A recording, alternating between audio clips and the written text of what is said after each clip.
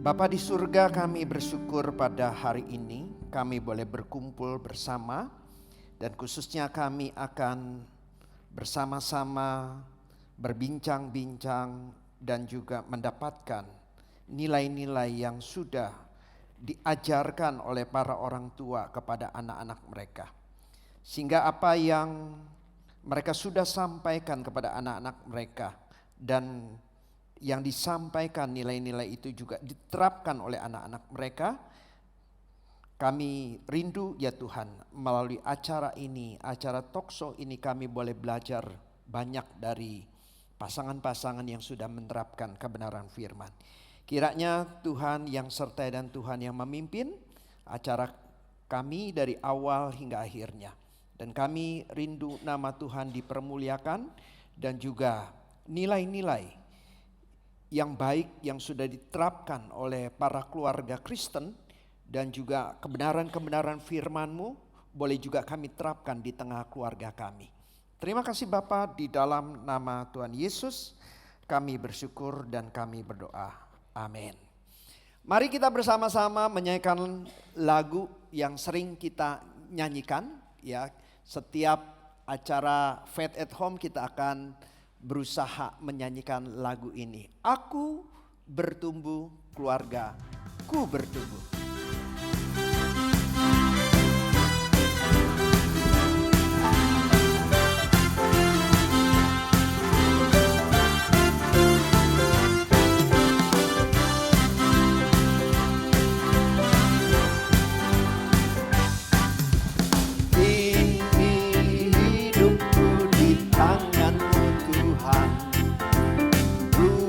Serahkan bagimu, pakailah aku surut kehendak-Mu, bertumbuh memancarkan kasih. Aku bertumbuh, keluargaku bertumbuh, muliakan nama-Mu, jadi saksi bagi. Aku bertumbuh, keluargaku bertumbuh, bersama keluargaku setia melayani-Mu seumur hidup. Dia saja. Ini hidupku di tangan-Mu Tuhan, ku serahkan bagi-Mu. Pakailah aku surut kehendak-Mu, bertumbuh, berbuah, memancarkan kasih-Mu. Sama-sama kita nyanyikan. Aku bertumbuh, keluargaku bertumbuh, muliakan nama-Mu, jadi saksi bagi-Mu. Aku bertumbuh, keluargaku bertumbuh, setia melayani seumur hidup. Wanita saja.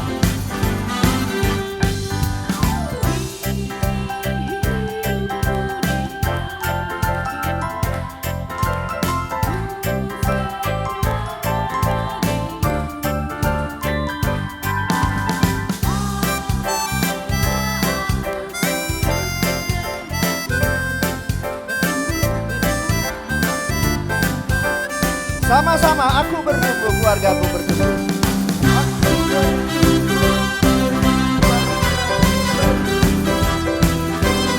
yang nama-Mu jadi saksi bagi-Mu. Aku bertumbuh, bersama keluargaku setia melayani seumur hidup. Aku bertumbuh, keluargaku bertumbuh, lihatkan nama-Mu, jadi saksi bagi-Mu. Aku bertumbuh, keluargaku bertumbuh, bersama keluargaku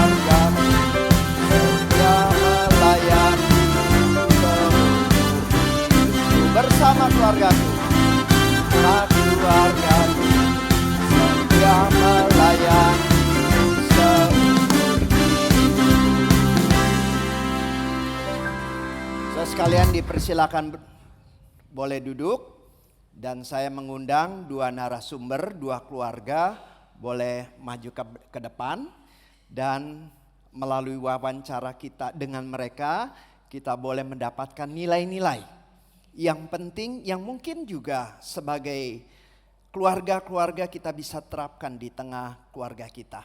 Nanti juga saudara sekalian di sesi akhir, saudara sekalian diberikan kesempatan untuk boleh tanya jawab. Atau juga saudara sekalian bisa men-sharingkan sesuatu yang bernilai, yang berharga, yang saudara sekalian sudah terapkan di tengah keluarga saudara sekalian.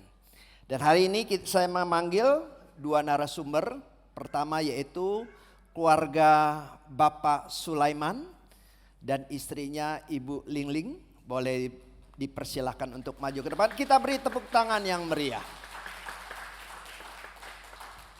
Narasumber yang kedua tidak asing lagi bagi kita, khususnya jemaat Cengkareng, ya, yaitu ketua majelis kita. Ya, silakan duduk. Bapak Petrus Jonathan dan istrinya Ibu Sucilia. Dipersilakan untuk boleh maju ke depan. Ya. Nah, Bapak Ibu sekalian, kami memilih mereka menjadi dua narasumber karena kami anggap mereka sudah punya anak-anak yang boleh katakan cukup dewasa, anak-anak yang takut akan Tuhan dan juga anak-anak yang melayani. Apa sih yang menjadi nilai-nilai yang mereka sampaikan kepada anak-anak mereka?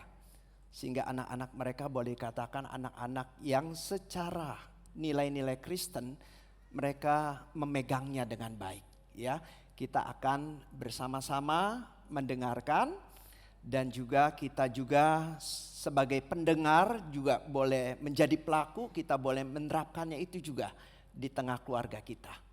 Ya, sekarang saya persilakan, mungkin banyak di antara kita yang belum kenal kan ya, siapa namanya, ya, anaknya berapa, istrinya berapa, istrinya pasti satu lah ya.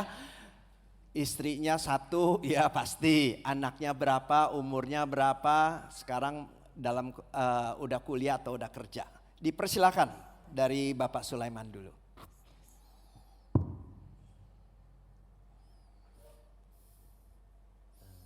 Nama saya Sulaiman, istri saya Lingling, anak saya 3, yang satu usianya 26, yang kedua usianya 23, terus yang ketiga usianya 22.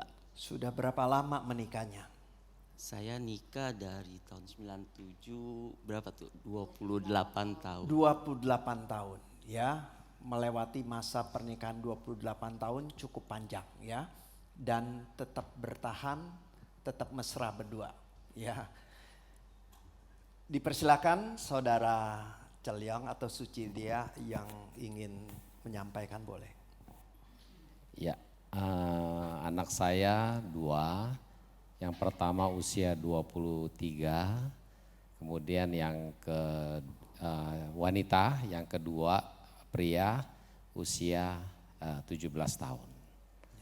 Itu kami sudah menikah 24 tahun. Tahun ini 24 tahun. Oke. Sebelum kita masuk lebih jauh pertanyaan-pertanyaan yang diajukan kepada mereka, kita melihat dulu ada video wawancara yang ditanyakan ya. Kita tanyakan nilai-nilai apa yang disampaikan kepada anak-anak mereka dan yang kita wawancari orang-orang yang sudah lanjut usia. Yang boleh katakan layak disebut papa dan mama seusia mereka. Ya, kita lihat beberapa wawancara.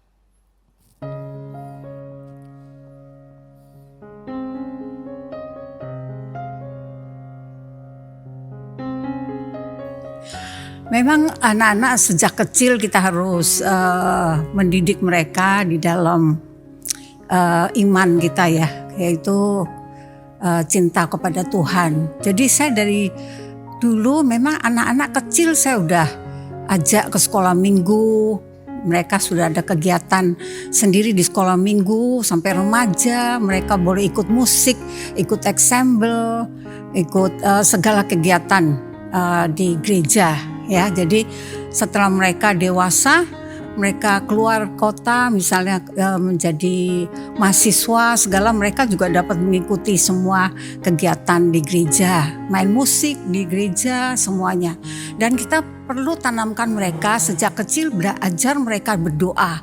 Jadi sampai sekarang mereka juga kalau misalnya makan bersama selalu kita berdoa bersama. Jadi sebelum mereka ke kantor semua gitu, kita selalu memberkati mereka.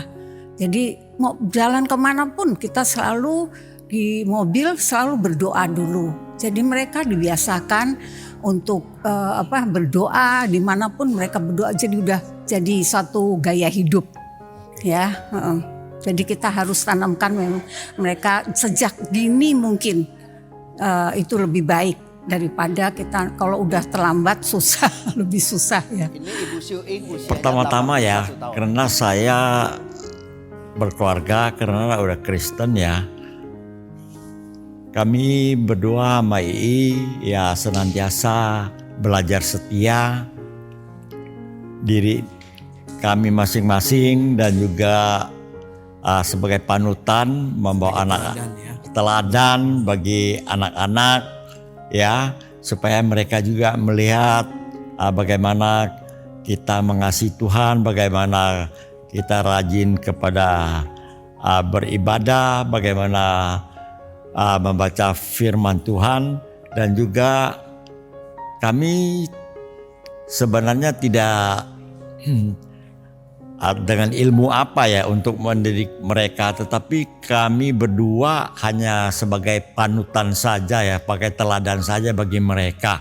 Ada acara apa kami belajar aktif, dan juga kami supaya mereka juga ikut, mereka lihat sendiri, bukan hanya anak-anak. Sekarang ini saya sungguh bersyukur ya, semua cucu-cucu bisa terlibat ke gereja, terlibat di dalam pelayanan. Sebenarnya tidak ada rahasia apa-apa, itu semuanya anugerah Tuhan dan kasih Tuhan kepada keluarga kami. Thank you. 我今天要分享成为家长，我们对于教养孩子是怎样的这个过程。我们成为神的儿女，我们首先就要自己以身作则。我们知道神的话告诉我们，教养孩童，使他走当行的路，就是到老他都不偏离。我们的孩子从小就跟着我们侍奉，我们要祷告会，他们从小就要跟着我们去祷告会。从我们夫妻都很同心的参加祷告会，孩子才8岁、6岁、4岁就要跟着我们祷告会。从那里我们看到，在我们一家人祷告，看到他的影响力很大，我们的孩子都能影响他的同学来祷告会，所以我们教会的祷告会都很多小孩子跟他们同年龄的。我也看到不单单我们自己，但看到我们孩子他对神的那个爱，对亲近神，我能够从他们的身上看出。因为我们住得很远，在真咖喱那边，就要到城市布里马斯做礼拜，他们就要坐公车去做礼拜，所以从他们的一举一动，我们都看到有神的爱吸引他们。我们很感谢主。现在我们看到我们的孙也是很殷勤的侍奉主，很殷勤的参加祷告会，爱主，对人都很好，对长辈也很孝顺。所以在这一点我们看到基督化的家庭，就是有这样给人看见的一个果效。很软弱，也没不会什么，但是都是依靠神来建立我们的家庭。谢谢。Pause dulu, pause. Pertama sih anak saya maunya. Ya, tadi Ibu Yeremia dalam bahasa Mandarin ya, sebenarnya ada tulisan di bawah. Saudara sekalian nggak bisa melihat, jadi tidak mengerti ya. Saya juga sedikit sekali ngertinya, tapi ngintip-ngintip baca ya. Jadi saya jelasin sedikit lah kira-kira ya. Nanti kalau ada yang sedikit salah, nanti Pendeta Paul yang lebih fasih bahasa Mandarin dibandingkan saya akan menjelaskan. Nah kira-kira kalau Ibu Yeremia sejak kecil anaknya sudah dibawa untuk ikut ibadah, termasuk kebaktian doa. Kadang-kadang waktu ikut kebaktian doa ya mereka tidur-tiduran saja kadang-kadang ya. Tapi dia secara rutin membawa anak-anak mereka untuk beribadah sejak kecil. Dan itu ditularkan dari anak mereka kepada cucu-cucu mereka. Jadi sejak kecil juga didorong untuk datang beribadah, bahkan sejak kecil cucunya pun dikatakan ikut kebaktian doa. Jarang ya cucu-cucu yang masih kecil ikut kebaktian doa. Dan Ibu Yeremia katakan bagaimanapun ada anugerah Tuhan, kita perlu anugerah Tuhan. Kita adalah orang yang lemah dalam hal mendidik, kita memerlukan anugerah Tuhan yang besar senantiasa dalam mendidik anak-anak kita. Kira-kira gitu ya Pendeta Paul ya. Oke, kita dengar tadi ya.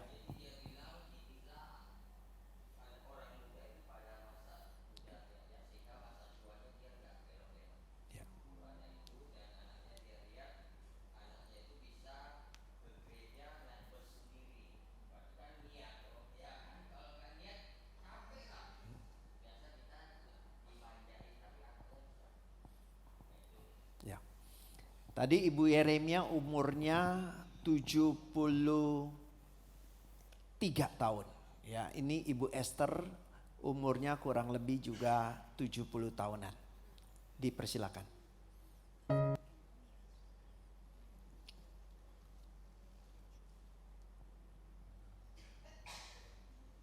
Kok hilang?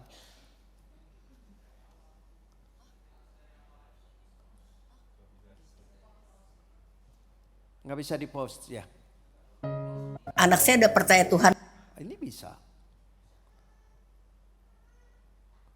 谢谢。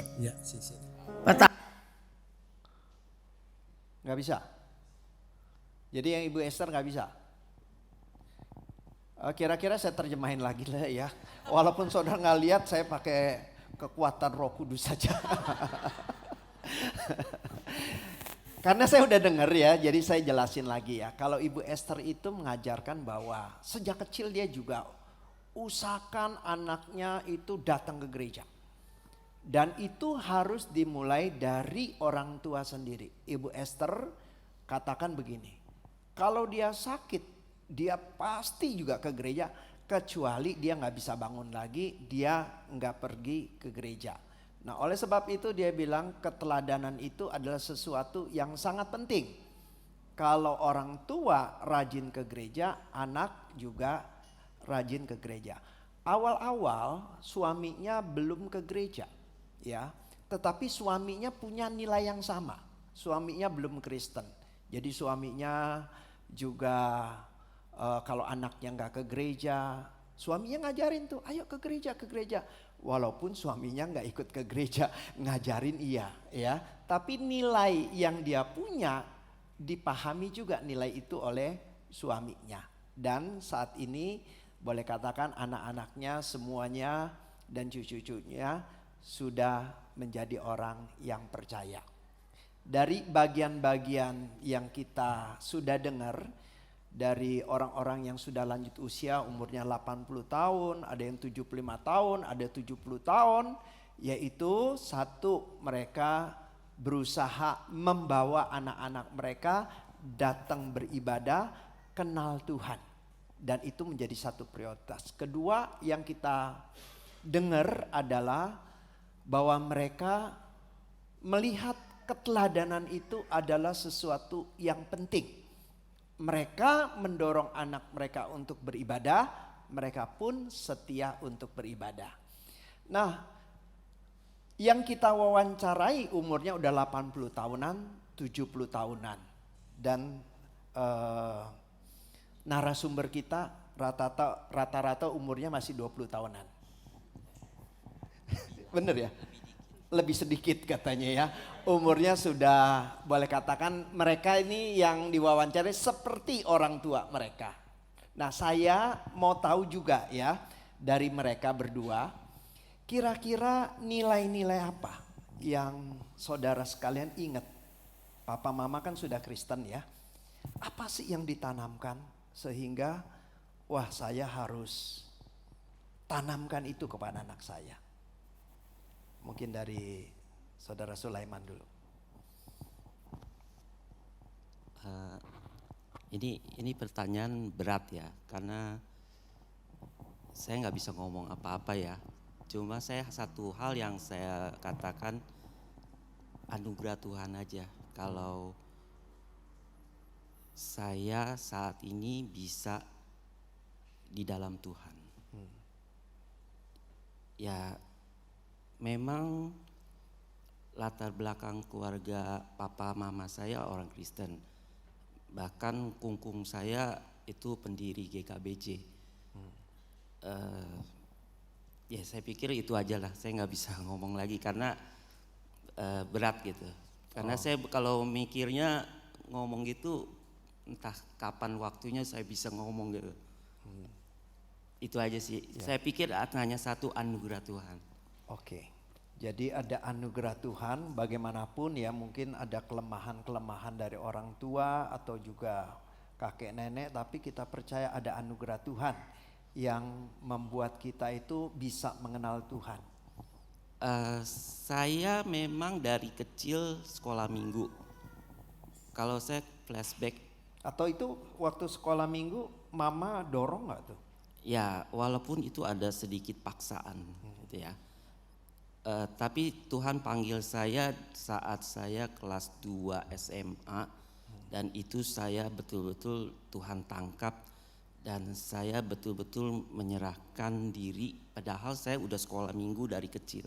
Tapi saya saat itu baru merasakan bahwa ada satu dorongan di mana saya mengakui segala dosa saya, pertobatan saya di kelas 2 SMA itu. Wow. Dan ada satu perubahan yang memang saya rasa itu anugerah Tuhan.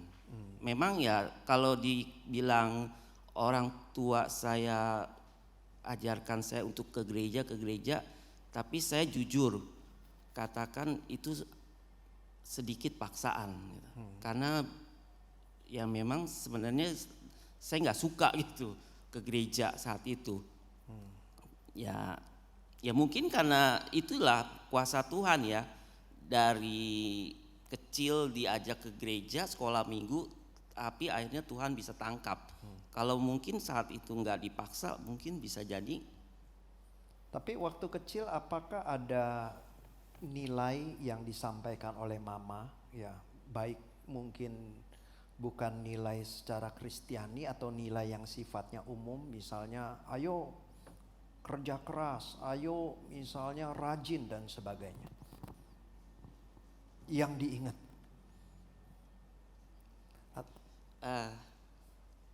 Ya mama saya sih orangnya aktivis ya, dia juga rajin kegiatan gereja atau apa.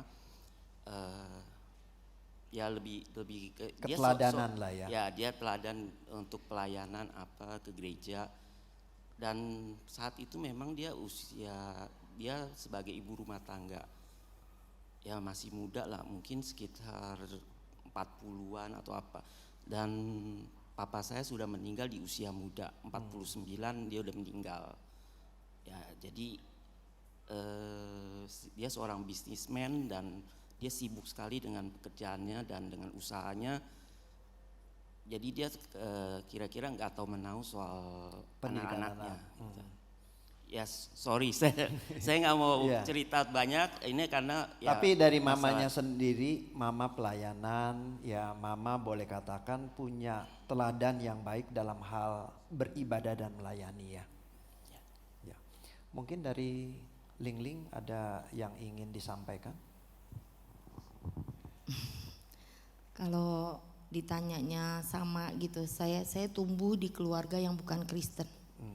Papa mama saya agama Buddhis dan kuat sekali untuk, maksudnya nggak bisa lah gitu, nggak. Tapi dari kecil saya suka berkumpul sama teman, terus dipanggil sama ada kayak evangelis gitu ya datang, ayo ibadah, saya ikut. Tapi saya ikut juga ikut-ikutan aja gitu.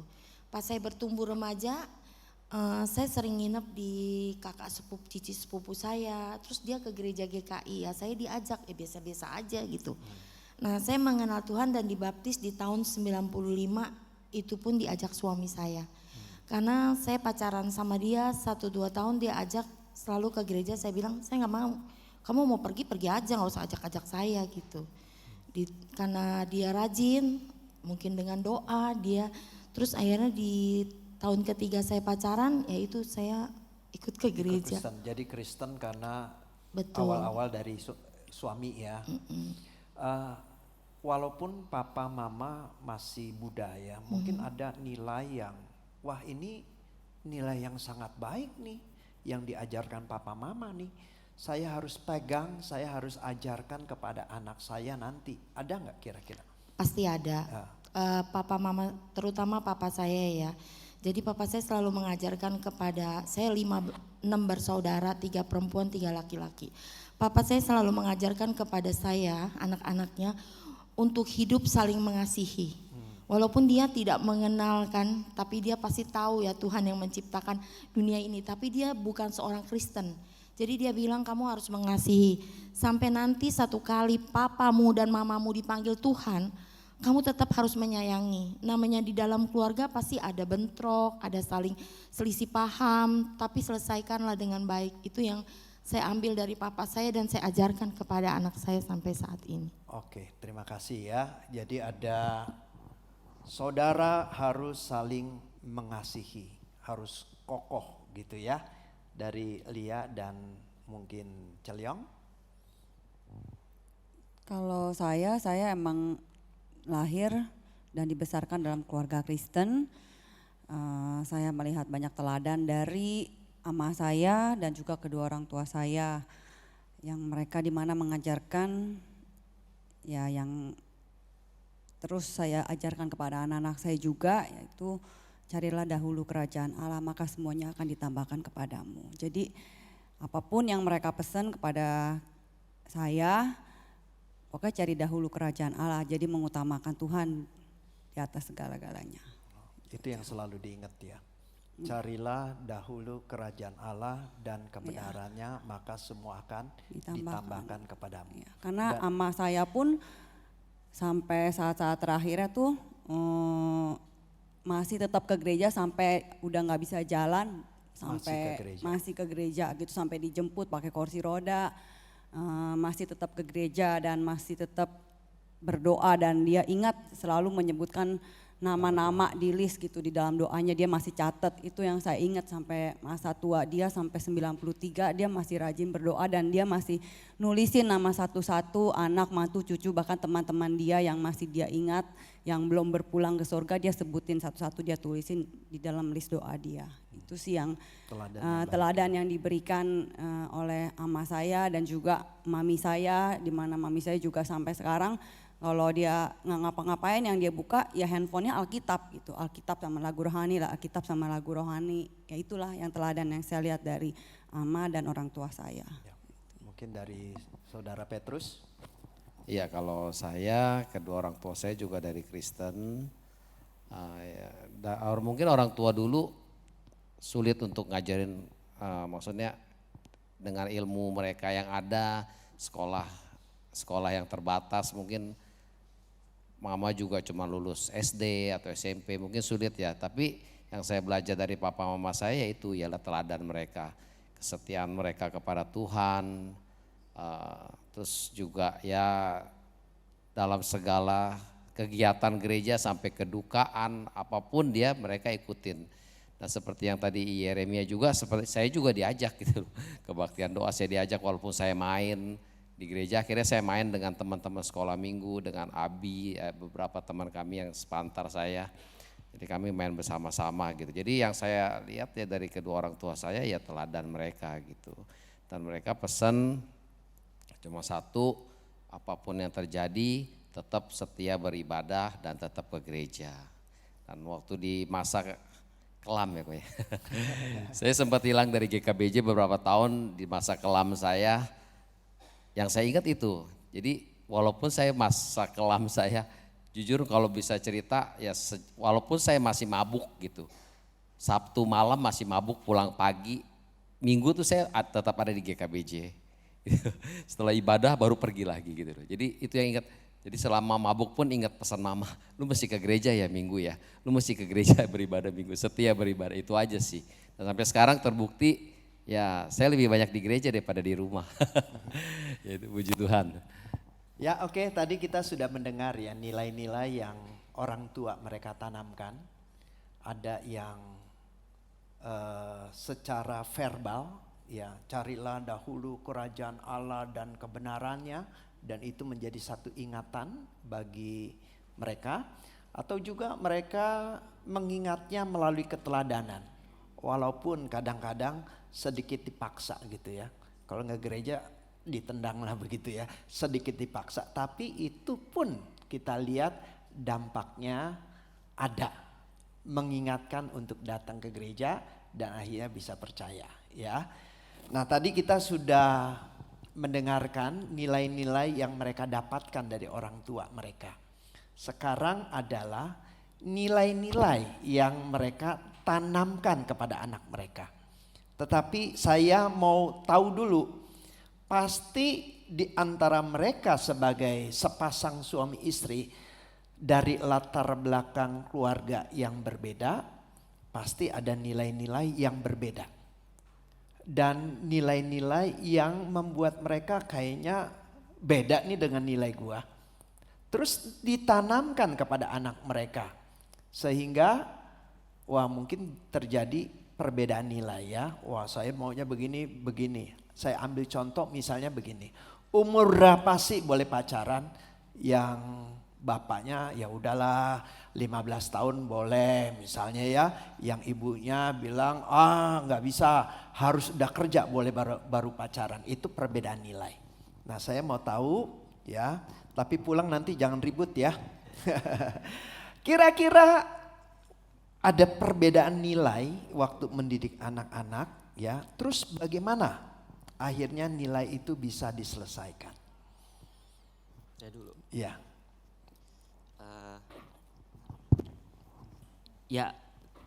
Tadi tanyanya terlalu private sih ya soal orang tua saya.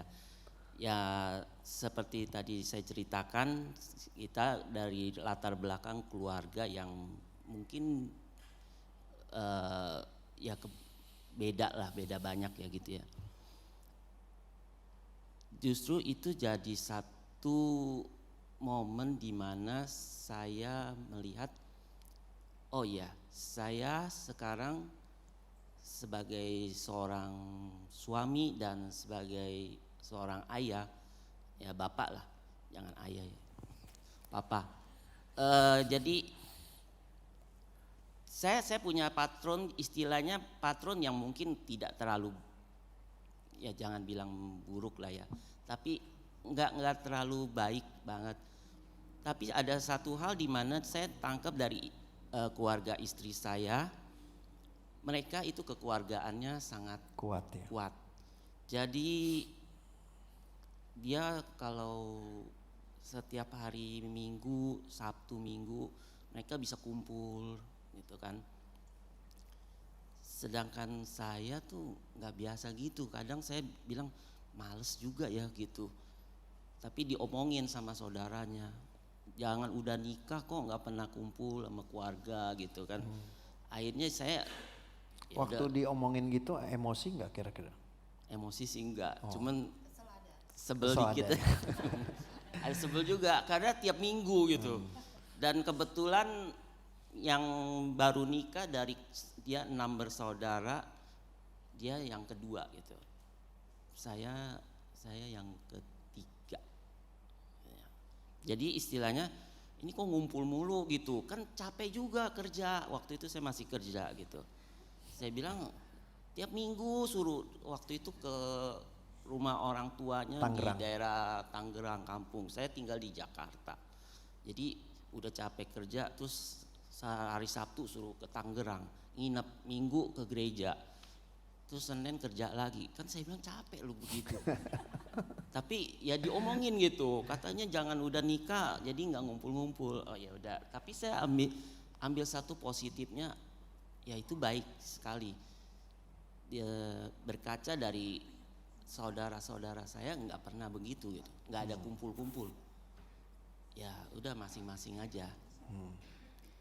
Jadi itu satu hal yang baik. Yang kedua, dari hubungan istri saya dengan orang tuanya, saya belajar dari situ. Walaupun mereka bukan orang Kristen, tapi mereka dekat dengan papanya, dengan mamanya, mereka punya komunikasi. Dan hal ini yang membuat saya ada jadi inspirasi ya, terinspirasi untuk tanamkan kepada anak-anak. Saya sebelum nikah memang istilahnya saya sudah punya komitmen. Saya bilang kepada Tuhan, saya mau hidup untuk Tuhan. Saya ingat di Matius 6 ayat berapa saya lupa, tapi dikatakan kita tidak bisa mengabdi kepada dua tuan. Kita tinggal pilih, hidup ini pilihan, mengabdi kepada Mamon atau kepada Allah. Kita tidak bisa saya putuskan saat itu adalah saya mau mengabdi kepada Allah. Saya tidak mau kepada Mamon. Mamon itu mungkin orang bisa konotasikan uang, kesenangan, kepuasan pribadi, apa dan lain-lain lah. Hal-hal dunia. Tapi saya harus melihat realita. Saat itu adalah ya karena usia papa saya meninggal dengan usia yang muda dan dia tinggalkan bisnisnya semua, nggak ada yang bisa kelola, akhirnya habis bangkrut semua dan saya harus berjuang sendiri. Tapi ya di situ saya menganggap mengejar harta, mengejar dunia, mengejar mamon itu satu hal. Tapi begitu saya menikah dengan istri saya dan dia pun juga dari latar non Kristen, tapi akhirnya dia masuk ke Kristen. Ada nilainya yang justru saya pelajari dari keluarga mereka. Dan itu makanya saya tekankan ke anak-anak bahwa hidup ini bukan hanya untuk cari uang. Nomor satu Alkitab. Itu memang udah jadi satu poin istilahnya apa ya, satu tujuan panduan hidup saya. Nomor satu Alkitab, nomor satu Allah kita cari, firman Tuhan kita harus prioritaskan. Tapi hal yang kedua yang masalah soal etika dalam berkeluarga itu semua saya ambil dari istri saya. Dia memang kuat di sana gitu. Dia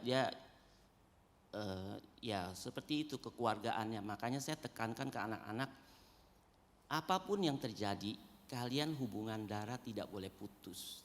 Ya, komunikasi harus tetap jalan. Walaupun kalian berbeda-beda tempat dimanapun, kalian tetap harus komunikasi.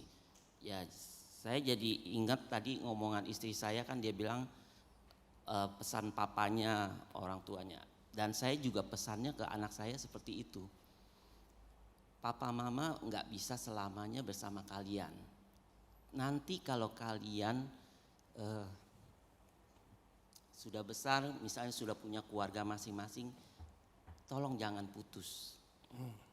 Ya, jangan sampai kalian masing-masing punya keluarga. Saya bilang, itu saya dapat dari kehidupan istri saya punya keluarga.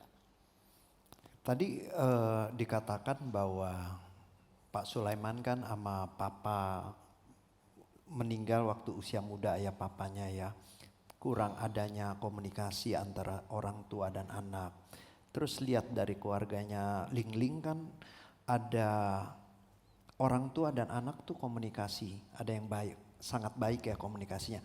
Bagaimana sekarang antara Pak Sulaiman, Ibu Ling Ling terhadap anak-anak? Ada komunikasi rutin nggak? Pak Sulaiman dan Ibu Ling Ling anak-anaknya ada 2 di luar negeri, di New Zealand ya, 1 di Indonesia yang kadang-kadang membantu kita penerima.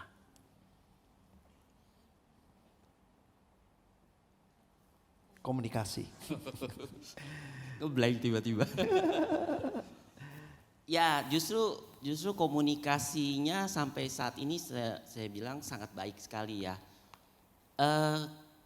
Terutama istri.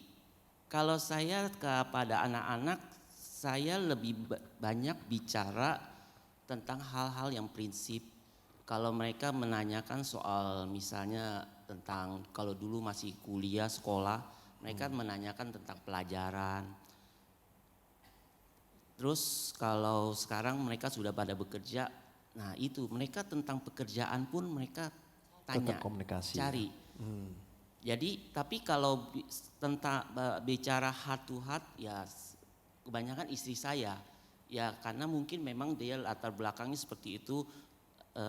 Dulu anak-anak saya masih di luar, dia tiap hari cariin, tiap hari loh, telepon 1 hari kayak minum obat bisa 3 kali gitu.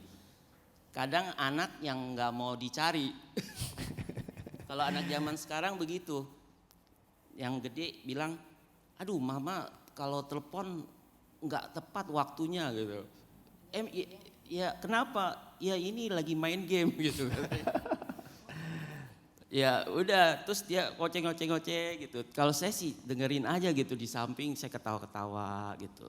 Jadi ya puji Tuhan ya, saya makanya saya bilang saya bersyukur ini anugerah Tuhan juga kalau saya punya anak yang baik-baik ya.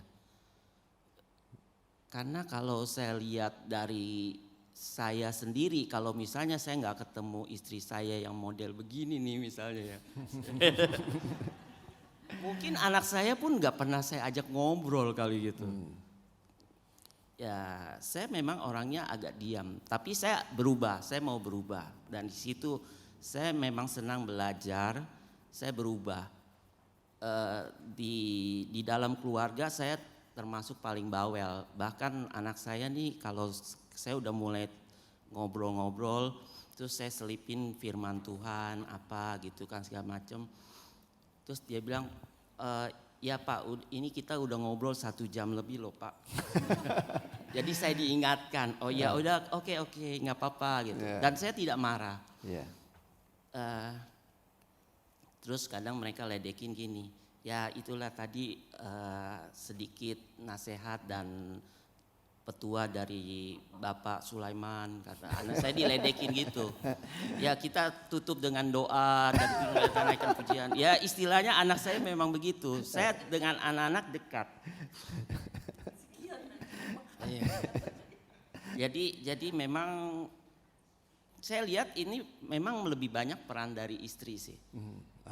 Kalau saya terus terang waktu kecil-kecil saya emang agak keras galak ya. Ya nggak tahu, saya memang galak mungkin orangnya. Ada sedikit mau tambahkan dari Lili? Tambahin apa? Kalau ada. Iya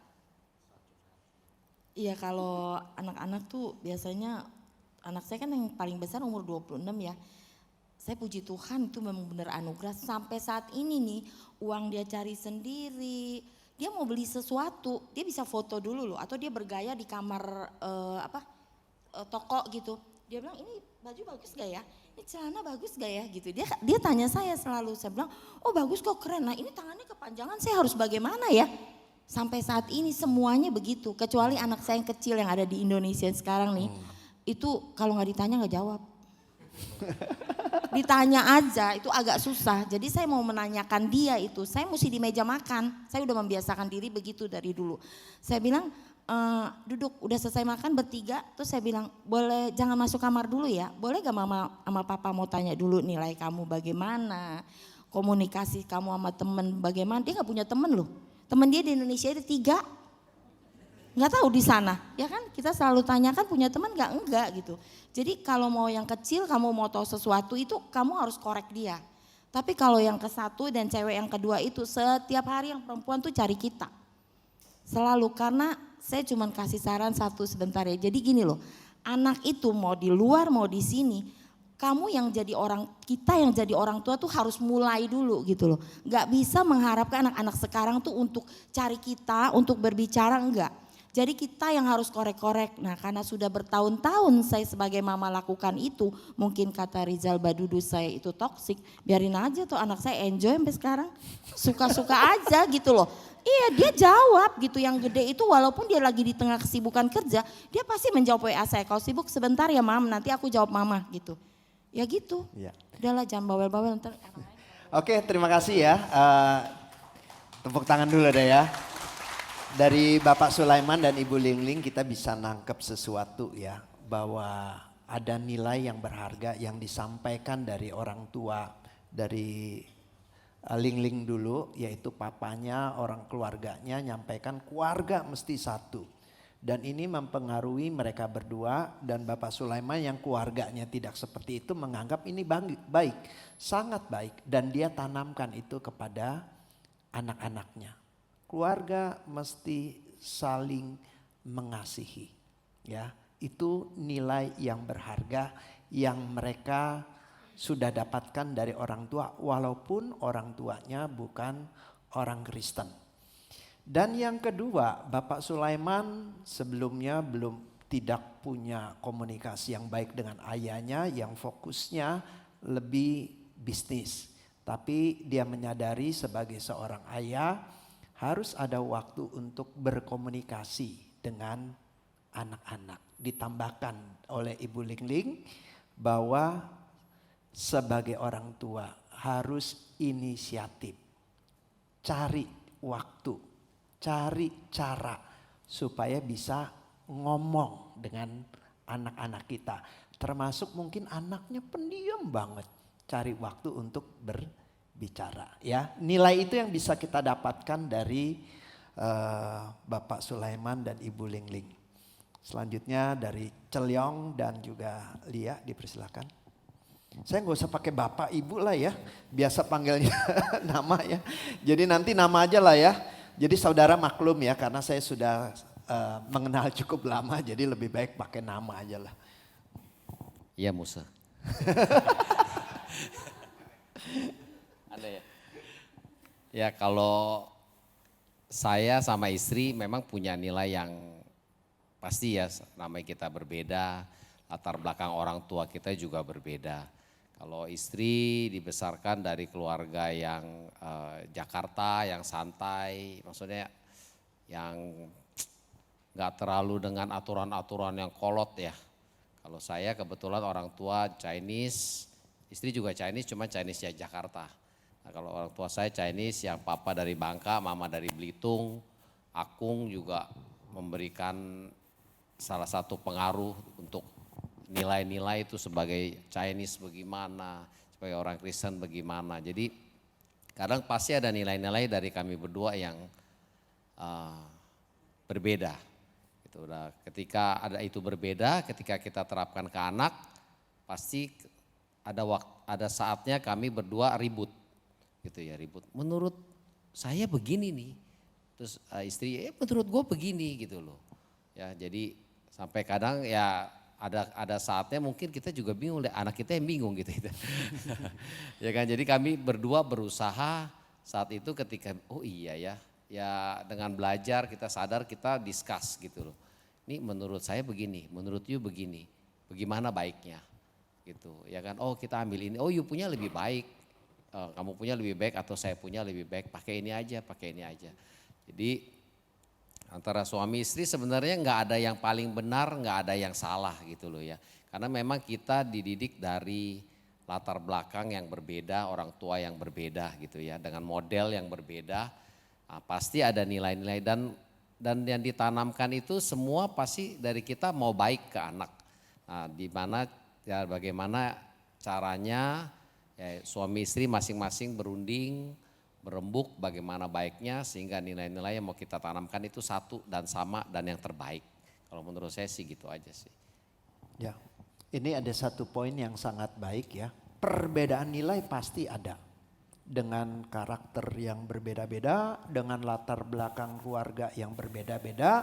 Tetapi ke anak, satu poin yang sangat baik disampaikan adalah mesti satu suara. Ya, sepakat nilainya itu yang ditanamkan kepada anak-anak. Ya, dari Lia ada tambahan mungkin? Nggak ada ya.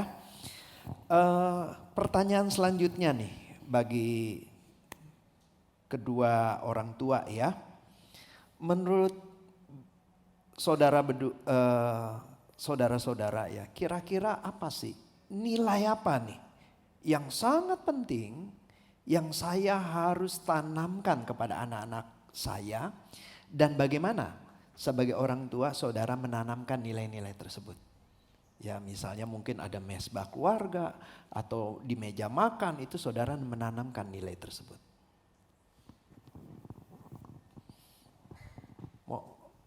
Mau lihat duluan atau kalau lihat duluan silakan, boleh. Ya kalau saya satu yang saya selalu tanamkan ke anak-anak saya yaitu takut, hormat, dan cinta Tuhan.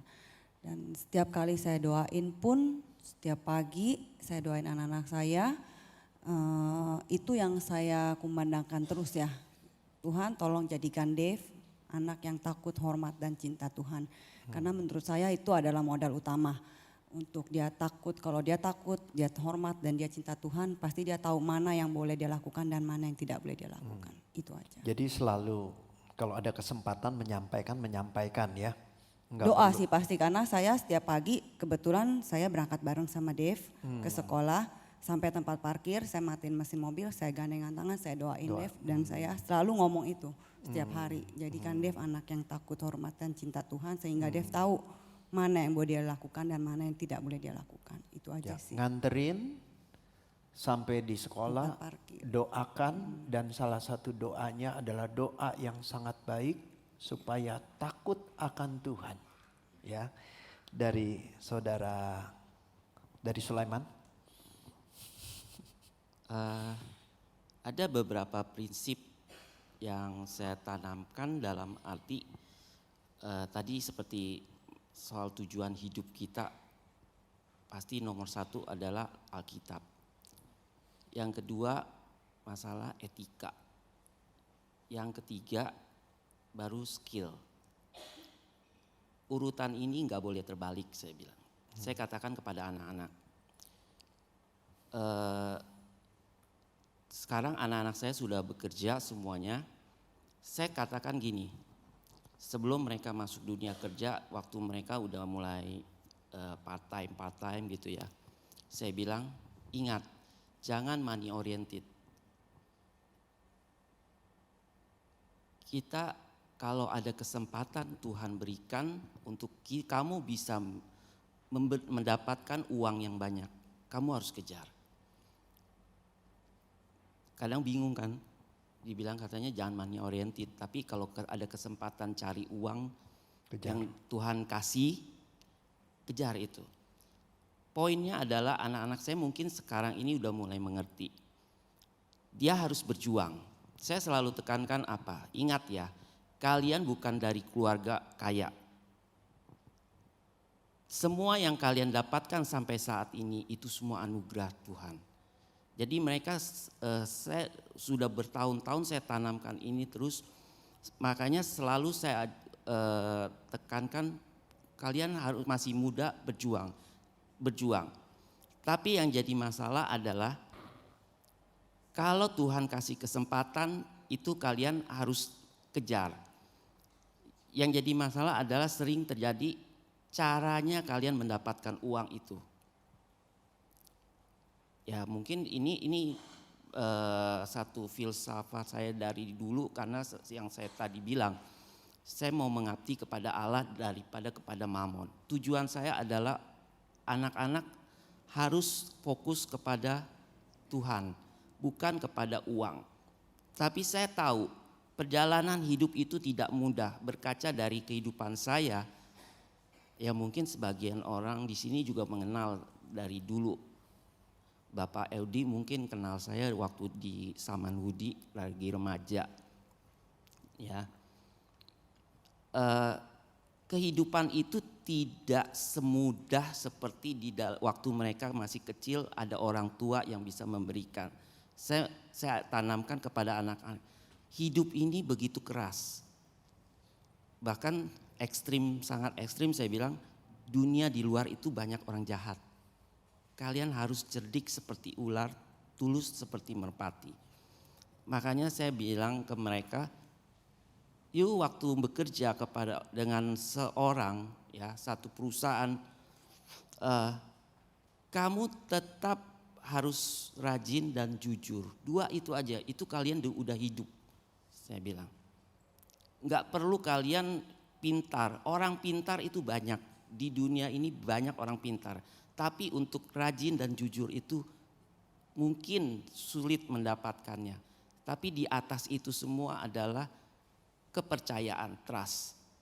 Bagaimana orang bisa percaya kepada kalian kalau kalian tidak rajin dan tidak jujur dalam bekerja. Ya puji Tuhan, anak-anak saya saat ini ya saya agak mungkin sedikit lebih tekankan kepada hal praktikal dalam kehidupan ya. Tapi saya selalu tanamkan sekarang ini waktu saat mereka bekerja, mereka suka sharing. Kayak yang paling besar dia sharing. Aduh gimana nih gini, bosnya begini begitu gitu. Nah, saya bilang sabar. Kenapa? Kamu baru mulai bekerja. Coba kamu kasih satu attitude yang baik kepada perusahaan itu sehingga dia bisa tertanam satu kepercayaan kepada kamu. Ya mungkin saya ngomongnya terlalu praktis nih ya, nggak satu konsep. Tapi saya lihat anak-anak itu memang harus melihat dunia kenyataan, bukan dunia mimpi. Itu istilah saya ya. Dunia ini tidak seindah yang kalian mungkin masa waktu sekolah SD, SMP, SMA. Anak-anak saya memang dari kecil udah di luar. Jadi memang saya nggak terlalu dekat perkembangan mereka, pergumulan seperti apa. Tapi istri saya yang sering ngobrol dengan mereka. Jadi ya saya paling nggak tetap tahu perkembangan mereka dari kecil sampai mereka besar. Ya seperti itu. Jadi sekarang ini memang saya kasih tahu terutama yang kecil. Dia suka bilang dia suka negosiasi dengan supplier, dengan customer atau apa. Kemarin saya bilang, Jo ingat ya Jo, kalau ada yang nawarin komisi apa, jangan ya. Saya bilang, kamu harus tanamkan bahwa bos kamu bisa percaya sama kamu, itu suatu kebaikan yang dia berikan. Kepercayaan itu susah loh, saya bilang. Butuh waktu, enggak satu instan. Terus dia ngeledekin, iya ya kalau masih kecil-kecil janganlah, kecuali kalau udah gede gitu ya. Ya kalau udah bisnis 100 M gitu, boleh lah ya gitu. Saya bilang janganlah Jo, ini bahaya gitu. Ya itu aja sih. Jadi ya. Oke. Terima kasih ya, tadi ada beberapa poin dari Lia mengatakan bahwa dia tanamkan anaknya takut akan Tuhan. Kita mendengarkan penjelasan dari Sulaiman bahwa lebih praktisnya takut akan Tuhan itu seperti apa sih? Jujur kalau kerja, rajin ya, giat. Kalau terima komisi tolak kecuali 100 M. Enggak, tetap tolak ya. Jadi nilai-nilai itu yang mereka ajarkan. Takut akan Tuhan dalam hal-hal praktisnya nanti seperti apa didetailkan gitu ya, disampaikan kepada anak-anak. Nah, pernah nggak punya pengalaman nih sebagai orang tua nih, waktu anak saudara ingin mengambil sebuah keputusan, terus dia ingat kata orang tuanya, nilai orang tuanya. Mungkin anak pernah cerita seperti itu ya. Kita tahu ada satu lagu tuh, baitnya saya ingat tuh. Kata nenek itu berbahaya. Nah, itu artinya neneknya menanamkan sesuatu kepada dia. Dia ingat. Nah, pernah nggak anak tuh punya pengalaman mau melakukan sesuatu ya, baik yang benar ataupun yang salah, dia ingat ada prinsip papa mamanya yang mengarahkan dia untuk mengambil keputusan yang benar. Pernah nggak anak cerita satu peristiwa? Banyak sih ya sebenarnya. Jadi kalau ya soal praktikal ya, sekali lagi anak saya yang paling besar pernah ngomong gini, "Pak," dia panggilannya namanya Semi. "Pak, Semi tuh apapun omongan papa tuh Semi ikutin loh. Suruh kuliah bagian ini ikut kuliah. Terus suruh kerja bagian apa enaknya." Waktu dia sharing, waktu itu dia bingung setelah lulus dia cari kerja.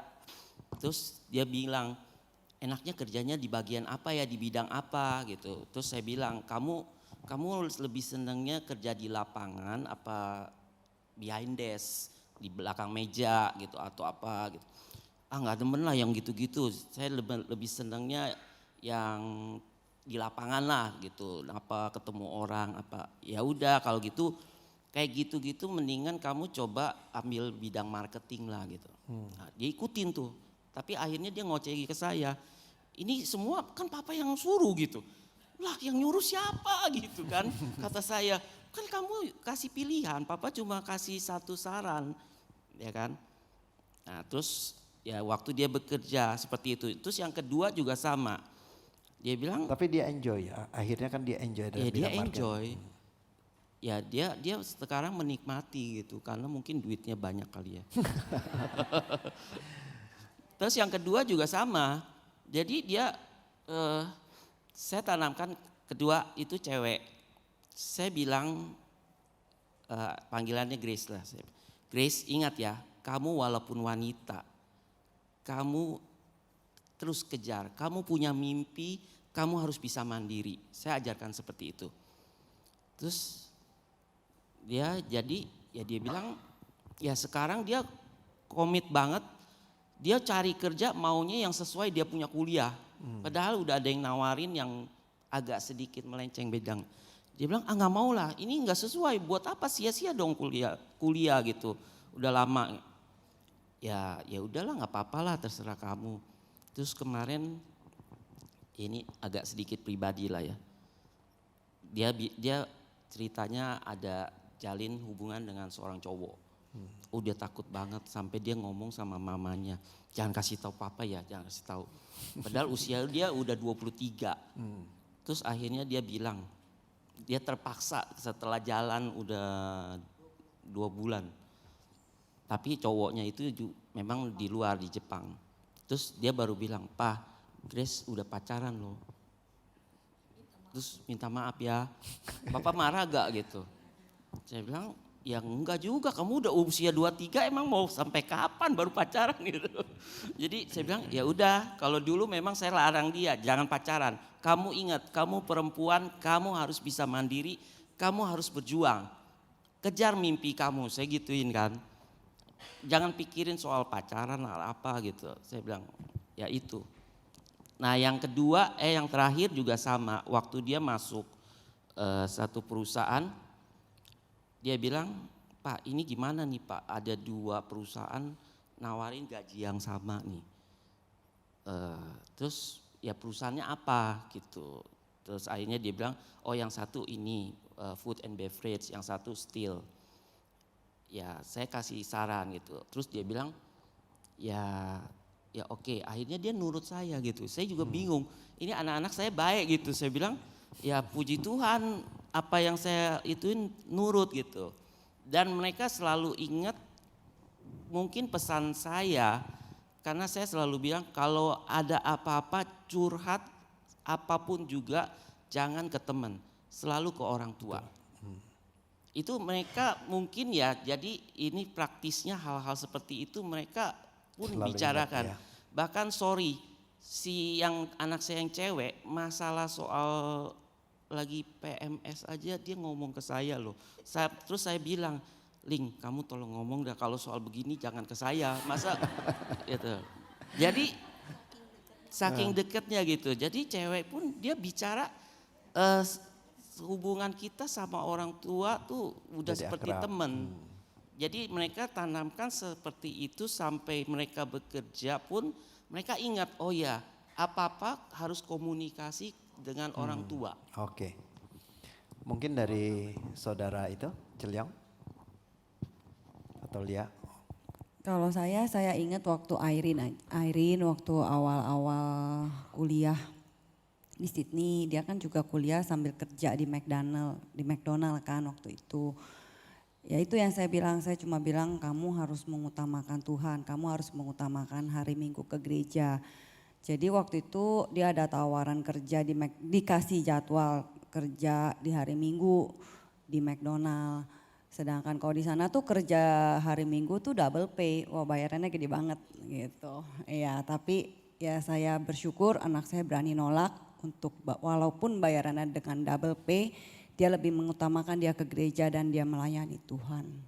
Itu Carilah sih, dahulu kerajaan Allah Ya, dan itu. kebenarannya, Jadi, maka ya, semua ditambahkan kepada. saya cukup bangga dengan iman dia. Dia bilang saya tolak karena saya yakin Tuhan pasti akan menggantikannya berlipat-lipat kali ganda. Amin. Dari selanjutnya. Ya kalau saya selalu ketika Irene mulai kuliah juga di sana, enggak sih dari sebelumnya juga, tapi lebih intensnya ketika Irene berangkat kuliah ke sana, jadi hampir setiap hari telepon setiap akhir telepon saya selalu bilang jangan lupa tahu kau saat teduh, mungkin udah ribuan lah kok udah setiap kali telepon tuh. Sama si Dev juga, Dev kalau pergi sama maminya habis kiss maminya ya saya bilang Dev tahu kau jangan lupa, Dev tahu kau gitu. Jadi nah itu saya bersyukur ketika dia ada masalah ya dia cari Tuhan dulu kok. Habis itu papi aku udah doain nih Pi, ini gini ceritanya. Ya nanti tunggu jawaban dari Tuhan apa Cece. Ya Cece bergumul sendiri. Nanti papi juga berdoa buat Cece. Ya begitu aja sih kok. Jadi sampai sekarang ya kalau kok Sulaiman menolak bilangin PMS anak ceweknya, Irene pun cerita ke saya tentang kalau dia PMS. Tapi saya nggak bilang ke Lia jangan bilangin enggak. Saya udah terima aja, bagi saya kalau anak saya mau cerita ke saya tentang apapun, saya sungguh sukacita gitu. Tentang apapun sukacita, bahkan ketika dia punya pacar, Dev putus dengan pacarnya, pertama dia cari saya. Cerita dengan saya dulu, maminya cerita apa sih? Dev cerita apa sih? Enggak, dia udah pesan, papi gak boleh ngomong dulu ya. Papi gak boleh ngomong, ya saya belajar juga keep rahasia, tapi akhirnya gak tahan juga, beliau desak terus. Cuma saya bilang ke istri, lu jangan cerita ya, gue cerita ya. Ntar kalau anak-anak tahu gak mau cerita lagi lu, saya bilang. Jadi akhirnya seperti itu ya. Saya mau tanya ya, anak-anak kan udah memasuki masa menuju dewasa lah ya. Kalau menuju ke masa itu pasti mau mengenal lawan jenis lebih dalam, yaitu pacaran. Ada nggak nih dari kedua orang tua kasih kriteria nih, oh kriteria umur sekian ya. Terus kedua, ada nggak waktu berpacaran nilai-nilai yang ditanamkan? Apa aja yang ditanamkan, misalnya seiman atau yang lainnya? Ya kalau dari saya, dari awal sejak anak saya kecil pun saya udah ngomong kok. Maksudnya, kita doain dari mereka kecil pun Tuhan sediakan pasangan hidup yang pasti harus seiman. Itu wajib bagi saya, harus Kristen. Kalau kamu naksir bukan Kristen, itu bukan pilihan Tuhan. Bagi saya itu. Yang kedua, kalau bisa Tuhan. Ya yang kedua, saya minta sama Tuhan juga, bilang sama mereka juga, kalau bisa satu suku. Tanpa saya rasis. Karena dengan satu suku mengurangi banyak sekali perbedaan. Minimal gitu ya. Kalau bisa, tapi kalau enggak pun saya enggak menolak.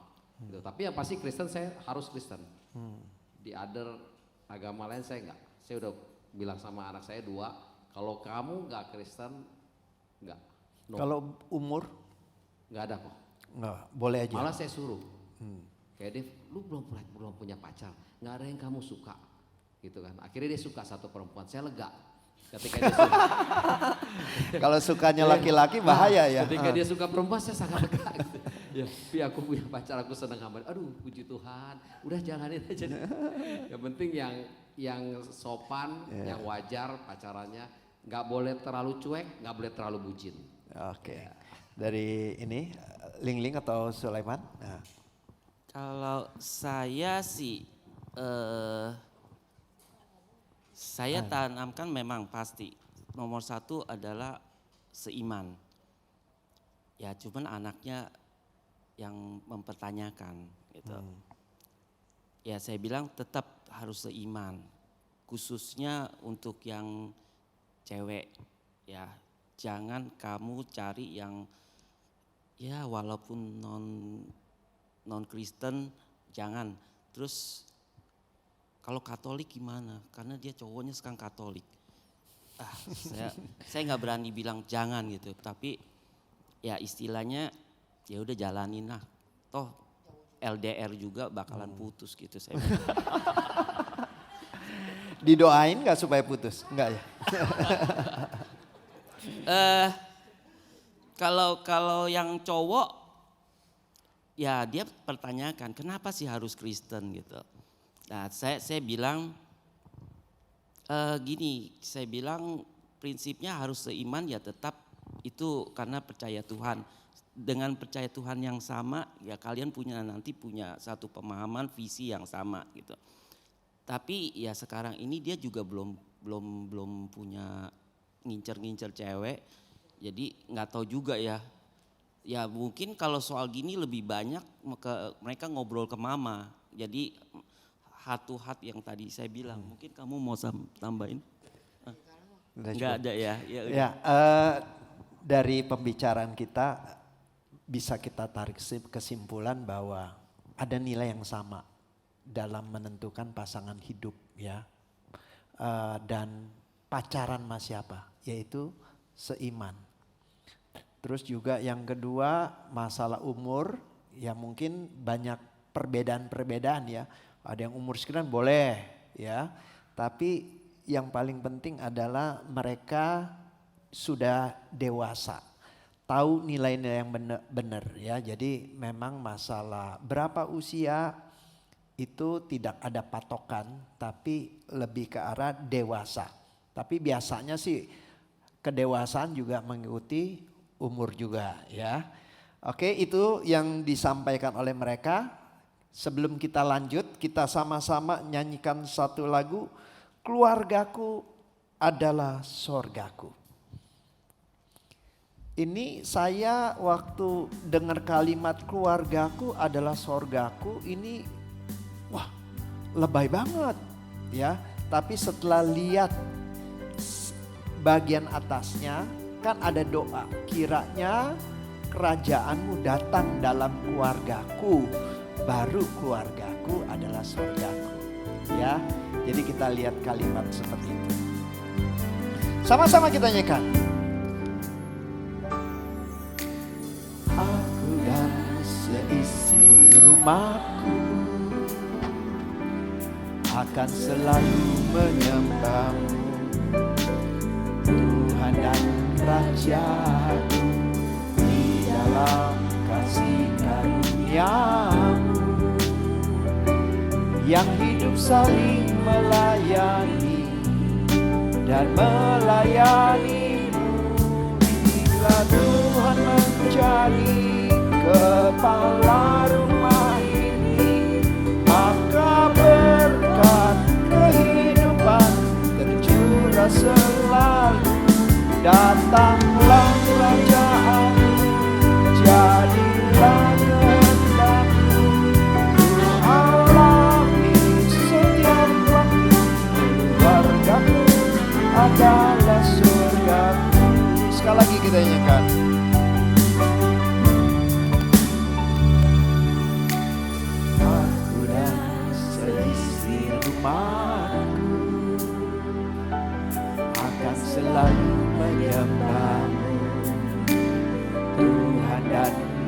wajahku di dalam kasih karuniamu yang sering mengajari dan melayanimu. Bila Tuhan menjadi kepala rumah ini, maka berkat kehidupan tercurah selalu. Datanglah kerajaanmu, jadilah kehendakmu, ku alami setiap waktu. Keluargaku adalah surgaku.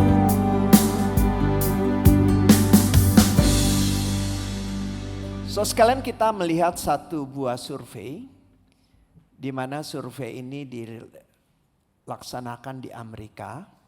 Ini survei yang diadakan oleh Barna Institute, ya. Ini menjelaskan banyak anak-anak muda meninggalkan gereja. Banyak anak-anak muda meninggalkan imannya. Ini ada beberapa poin, ya. Salah satunya yang menjadi pertanyaan bagi kita adalah salah satunya adalah faktor keluarga. Di poin yang ketiga, keluarga yang tidak religius itu religius saat tumbuh. Jadi ada anak-anak muda dari keluarga Kristen mungkin, tetapi Kristen yang asal-asalan. Dan dikatakan 41% di antara keluarga-keluarga yang tidak religius ini, anak-anaknya waktu menginjak masuk kuliah, banyak yang meninggalkan imannya. Nah, dari survei ini ya, pertanyaan bagi rekan-rekan sekalian ya, saudara sekalian, bagaimana tanggapan saudara terhadap survei ini? Bagaimana seharusnya peran orang tua di keluarganya? Udah.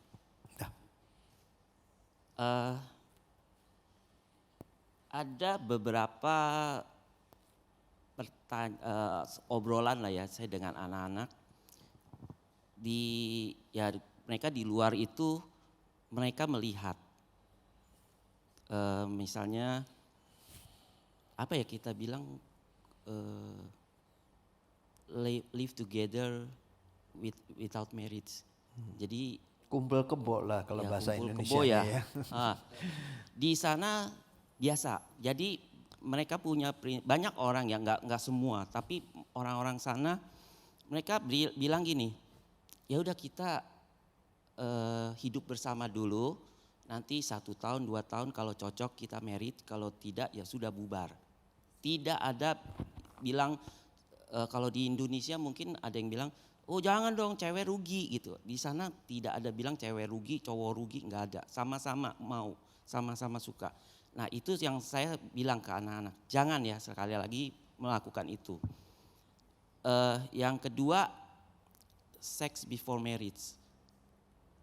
Nah, itu saya bilang, jangan lakukan itu. Kamu mau perempuan mau laki-laki tidak ada bilang cewek rugi, cowok ya bisa untung lah, dia bisa cari cewek lagi gitu. Di sana tapi di sana sudah biasa gitu. Dan saya makanya saya tekankan di situ. Saya bilang terutama anak-anak cowok saya, jangan sekali-kali ya kamu undang wanita masuk ke apartemen kamu atau kamu diajak nginep ke apartemen itu cewek apa gimana, jangan. Yang cewek juga terutama lebih keras lagi saya tekan. Dan ya yang cowok mereka bilang ya enggak lah Pak, kita juga nggak mau lah gitu. Walaupun memang bagi mereka tuh melihat lingkungan teman-temannya bahkan ada yang ya itu living together without marriage ya. Ya itu temannya udah lakukan. Tapi kita bilang kamu jangan ya Sam.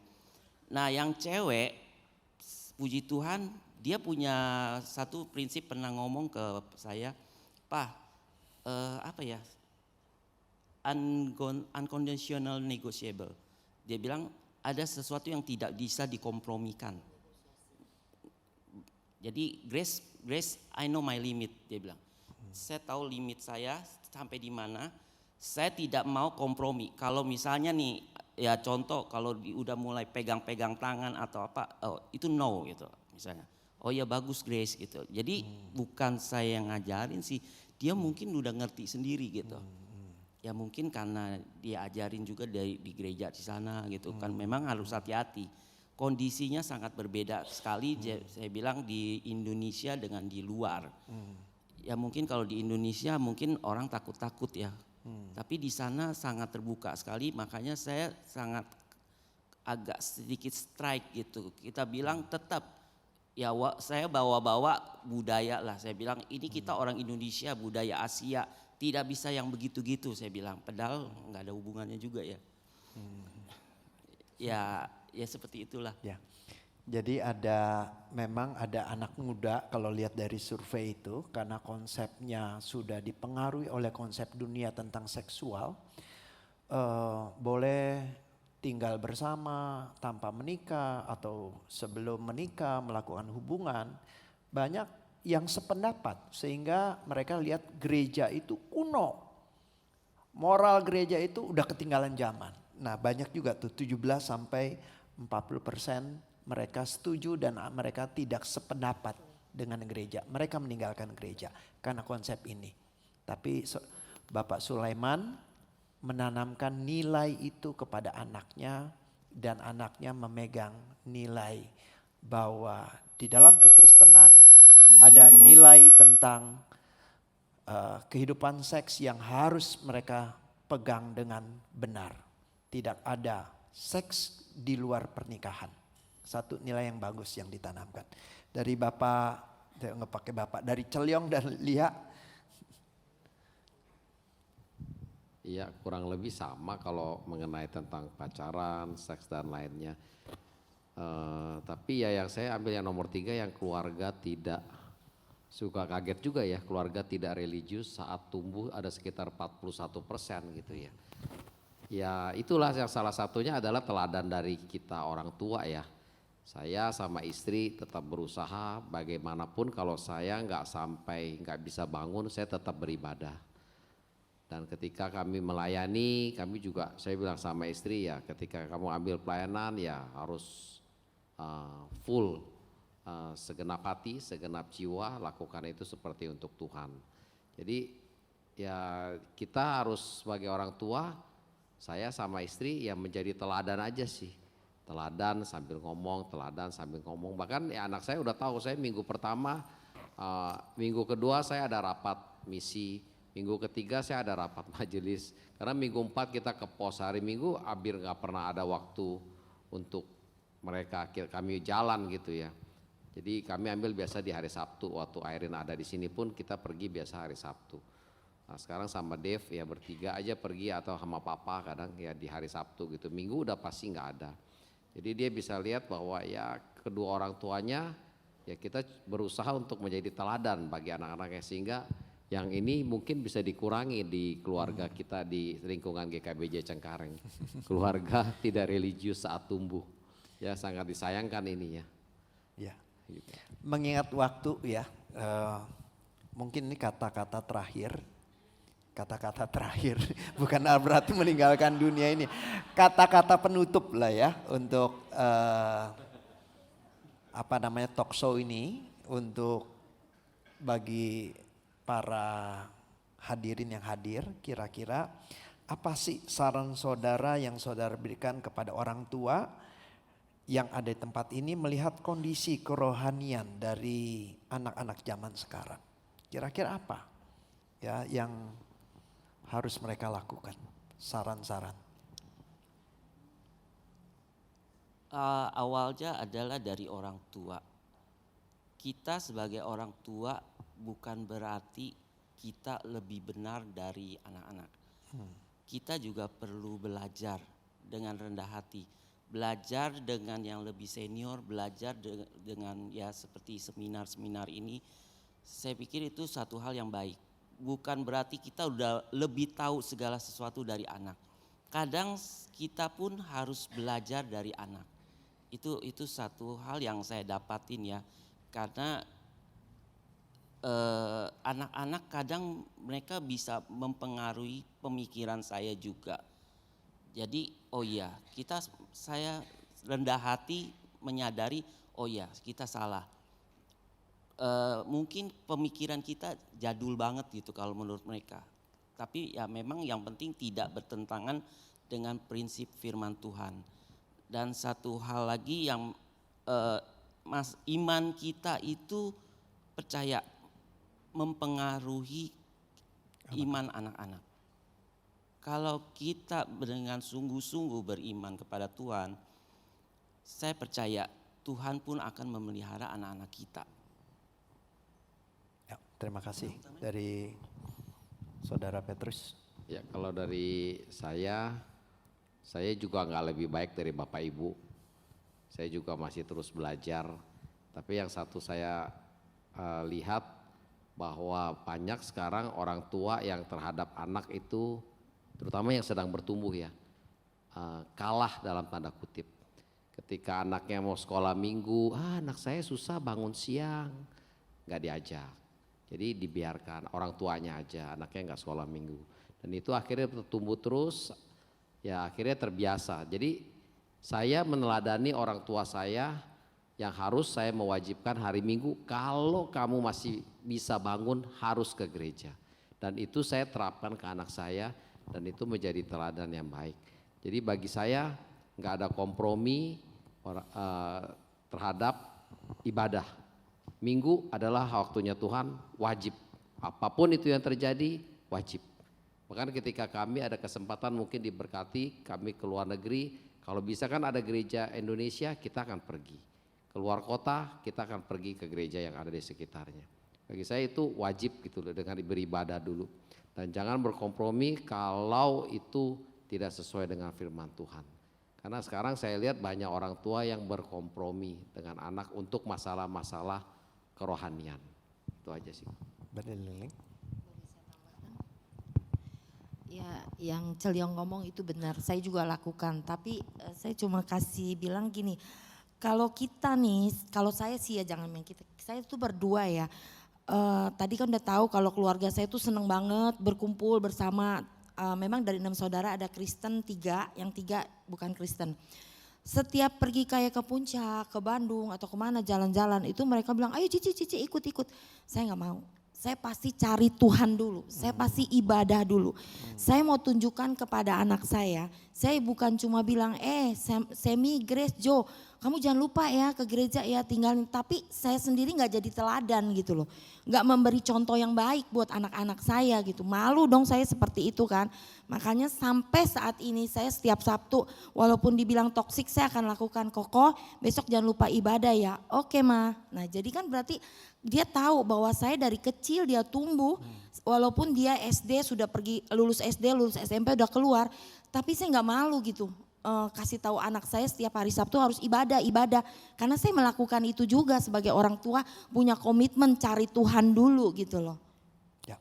Dari kata penutup tadi kita lihat ada pendapat dari Celiong, Bapak Petrus ya, mengatakan kalau anak orang tua jangan kalah sama anak kecil, bangunin, ajak dia ke gereja. Artinya untuk anak-anak kita harus menggunakan otoritas. Ini yang seperti Growing Kids God's Way ajarkan ya dalam bukunya. Tapi Bapak Sulaiman anaknya sudah dewasa. Jadi perlu yang namanya komunikasi. Saling belajar. Cari kesepakatan ya. Dan lebih ke arah nilai-nilai yang disampaikan sehingga mereka bisa paham. Dan ditutup dengan Ibu Lingling yang mengatakan bahwa mengingatkan anak senantiasa harus kita lakukan. Seperti yang diajarkan dalam Ulangan 6 ayat 4-9, ajarkanlah terus berulang-ulang ya. Kita berterima kasih untuk kedua orang tua yang sudah sharing kepada kita dan kita pastinya yang ada tempat ini mendapatkan nilai-nilai yang berharga. Nilai-nilai mereka mungkin belum sempurna, ada kekurangannya. Tetapi kita bisa menarik nilai-nilai yang berharga itu dan kita menerapkannya dalam konteks keluarga kita yang mungkin juga punya budaya yang berbeda-beda. Tetapi kita percaya kalau kita menanamkan nilai-nilai firman Tuhan dalam keluarga kita, pasti ada berkatnya. Amin. Ya. Kita beri tepuk tangan kepada kedua mempelai. Ya, boleh dipersilakan duduk. Saya tampilkan sebuah, boleh tampilkan di layar LCD. Ini ada dua tokoh, ya. Mungkin kita sering kali dikasih tahu ya, atau kita tahu lah. Ada yang namanya Jonathan Edwards, ada yang namanya Max Juk, ya. Ini seorang pendeta, dia selalu pelayanan di luar, mengabarkan Injil kemana-mana. Tapi kalau pulang ke rumah, dia selalu menyediakan waktu bersama dengan keluarganya. Ada mesbah keluarga, bahas firman, menanamkan nilai-nilai firman. Dan apa yang terjadi? 300 ini keturunannya nih ya. Sampai keturunan yang ke berapa waktu itu? Ke-7 ya. 300 orang jadi pendeta ya, kita bisa baca dah. Baca sendiri dah ya. Kalau saya sebutin waktunya makin panjang. Dan satu lagi ini seorang yang dikatakan sangat jahat ya. Mengabaikan pendidikan rohani bagi anak-anaknya. Dan lihat kita keturunannya. 440 orang suka pesta dan sebagainya ya. Ada yang jadi pelacur, ada yang jadi pembunuh, ada yang kebiasaan mencuri dan menyebabkan kerugian yang besar bagi Amerika. Nah, Bapak Ibu sekalian, kita melalui talk show ini kita diingatkan ada tugas tanggung jawab kita sebagai orang tua. Enggak bisa kita diam diri saja. Dunia sedang mempengaruhi anak-anak kita. Iblis bekerja seperti singa yang mengaum-ngaum, yang membawa anak kita jauh daripada Tuhan. Kalau kita sebagai orang tua hanya berdiam diri saja, kita seperti membiarkan anak kita berada di ujung jurang. Oleh sebab itu kita perlu menarik tangan mereka, membawa mereka kepada jalan, yaitu jalan Tuhan.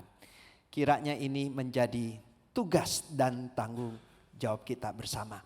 Sebagai komitmen kita bersama-sama untuk lebih bersungguh-sungguh lagi mendidik anak-anak kita, kita menyanyikan lagu Bersama Keluargaku Melayani Tuhan. Kalau kita mau seluruh keluarga kita melayani Tuhan, maka ada tugas tanggung jawab kita mengajarkan kebenaran firman Tuhan kepada anak-anak kita. Mari kita bangkit berdiri.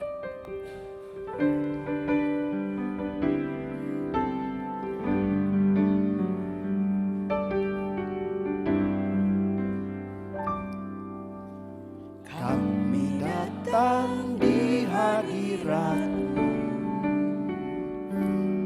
dalam satu kasih, dengan bersehati,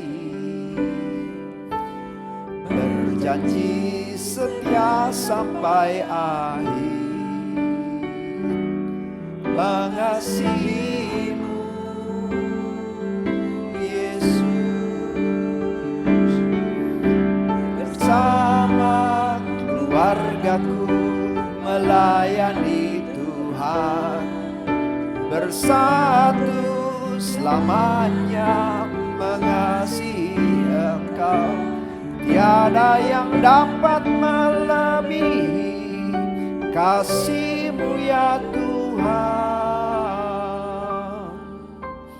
Bagi kami Engkau segalanya. Kita nyanyikan lagi sekali lagi. Kami datang di hadirat-Mu dalam satu kasih, dengan bersehati, berjanji setia sampai akhir, mengasihimu Yesus,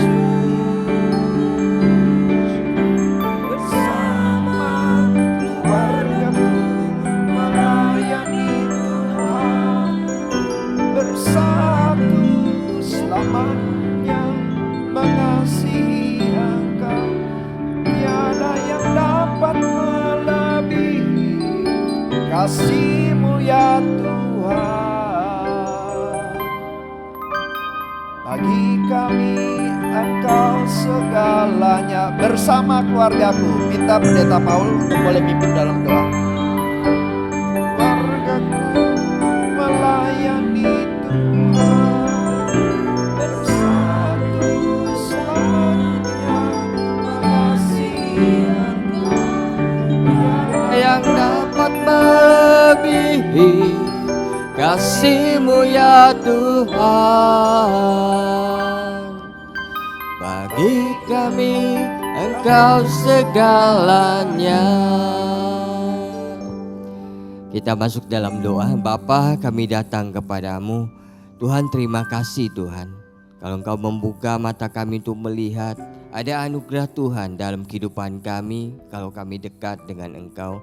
Terima kasih untuk kehidupan kedua narasumber yang sudah berbagi dengan kami, bahwa setiap kali kami berupaya untuk selalu dekat dengan Tuhan, Tuhan tidak pernah melupakan kami. Tuhan memberikan jalan yang harus kami lewati walaupun tidak mulus, tapi Tuhan, pertolongan-Mu nyata Tuhan. Dan Kau memberikan hasil yang baik bagi keluarga kami. Terima kasih Bapa, dan biarlah Tuhan terus membimbing kami, menolong kami supaya kami punya kesadaran untuk keluarga kami. Kami percaya Bapa, di tahap apapun kami memulainya, tidak ada kata terlambat karena Tuhan hadir di sana bersama dengan kami. Engkau memulihkan Tuhan, dan Engkau ingin kami memiliki keluarga yang baik sehingga kami juga bisa mengakhirinya dengan baik. Terima kasih Bapa, kami bersyukur. Biarlah bentuklah keluarga kami seturut dengan kehendak-Mu, dan biarlah Tuhan juga menolong kami untuk melakukan hal-hal kecil yang bisa kami lakukan selama kesempatan masih Tuhan berikan, sehingga keluarga kami boleh berkenan di hati-Mu. Waktu keluarga kami berkenan di hati-Mu, kami akan mendapatkan Tuhan kebahagiaan di tengah-tengah keluarga kami. Kami sungguh bersyukur Bapa, dengarlah doa kami, di dalam nama Tuhan Yesus kami berdoa. Dan berkatilah keluarga kami. Amin. Silakan duduk Bapak dan Ibu semuanya. Ya, kita bersyukur kalau hari ini kita bisa belajar ya dari keluarga yang ada produk lokal. Jadi keberhasilan itu bukan jauh di sana, tapi ada di sini. Di tengah-tengah kita, kalau kita mau berupaya untuk melakukannya, dan kita membangun keluarga kita. Ya, ada hal-hal yang baik yang sudah kita dengarkan bersama-sama. Mari kita juga lakukan di tengah-tengah keluarga kita. Kita akan bertemu lagi di bulan depan. Kita akan bertemu di tanggal 15 Agustus. Temanya dukunglah kesehatan mental pasanganmu. Ya, karena pasangan kita butuh dukungan kita. Kedua pasangan yang sehat, pasti kita akan mendapatkan kondisi, situasi keluarga yang lebih baik. Saling mendukung sehingga suami tersenyum, istri pun tersenyum. Ya, karena kita harus saling mendukung, saling memperhatikan sehingga nanti kita akan menuai hasilnya pada waktunya. Datang lagi, kita bertemu kembali. Yang akan disampaikan Ibu Hera, seorang konselor yang sudah melalang buana dan banyak juga memberikan bimbingan kepada orang-orang. Oke, kita akan ketemu pada 15 Agustus. Setelah itu nanti kita akan memperingati hari kemerdekaan, termasuk kemerdekaan keluarga kita. Bagaimana keluarga kita diberkati oleh Tuhan. Oke, ya baik kita akan difoto